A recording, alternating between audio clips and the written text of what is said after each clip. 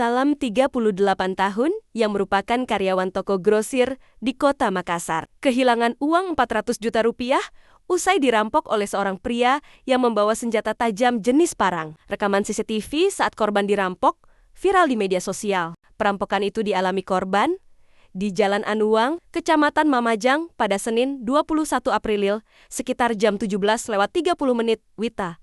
Dalam rekaman CCTV yang beredar, korban berjalan menuju rumah bosnya sambil membawa kardus yang berisi uang. Namun saat korban membuka pintu pagar dan masuk ke dalam rumah, tiba-tiba seorang pria yang mengenakan masker, jaket hitam dengan membawa parang, berjalan membuntuti korban.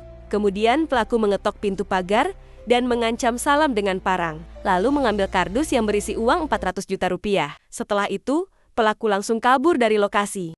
Berikut pengakuan korban. Iya. Masuk.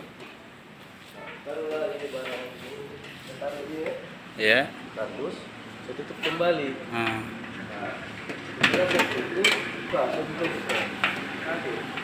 Langsung dia Bilang parang ini baru saya ini mau tebas saya. Kenapa langsung incar itu, Dos? Karena kan di sini kan sudah banyak juga yang keluar masuk kerja. Ada yang kita curigai. Sementara enggak ya. Kita di sini sebagai apa? Karyawan toko saya. Oh, karyawan toko di pekerja lah di Iya, sini. pekerja.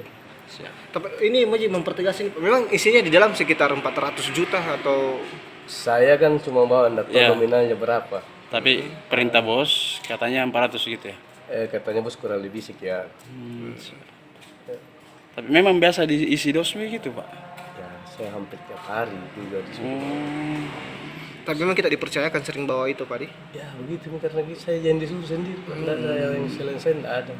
Paling kalau teman mungkin sama-sama bos jalan ke sini.